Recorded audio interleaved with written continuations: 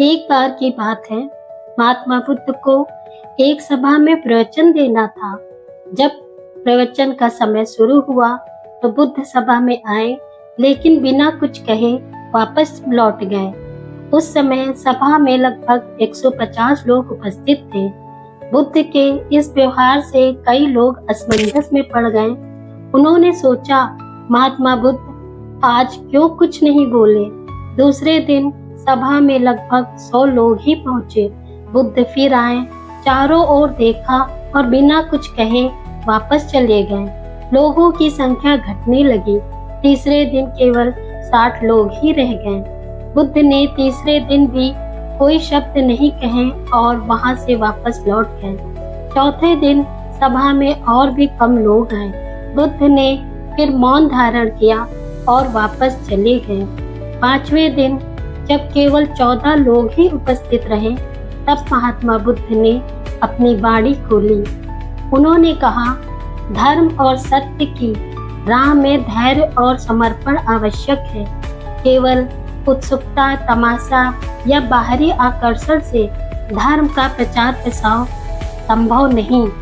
मुझे केवल धैर्यवान और समर्पित लोग चाहिए, जो इस मार्ग पर चलने के लिए तैयार हो। इस प्रकार पांचवें दिन से महात्मा बुद्ध ने उन 14 लोगों के साथ धर्म की शिक्षाएं शुरू की।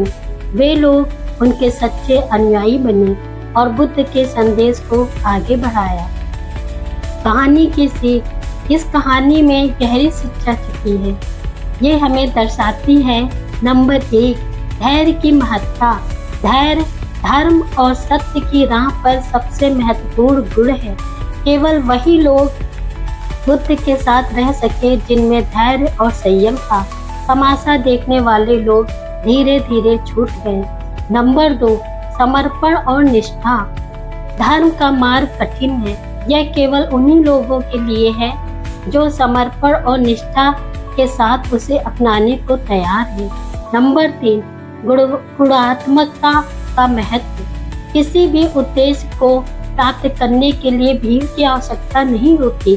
गुणवत्ता अधिक महत्वपूर्ण है। महात्मा बुद्ध ने यह सिद्ध कर दिया कि केवल समझदार और धैर्यवान लोग ही किसी बड़े कार्य को आगे बढ़ा सकते हैं। नंबर 4, प्रवृत्ति और उत्सुकता। कई लोग केवल उत्सुकता या तमाशा देखने के लिए आते हैं, लेकिन सच्चे अनुयायी वे होते हैं जो ज्ञान प्राप्ति के लिए गंभीर हो। नंबर 5, सत्य के लिए स्वीकृति। सत्य और धर्म को समझने के लिए पहले मन की स्थिरता और शांति आवश्यक है।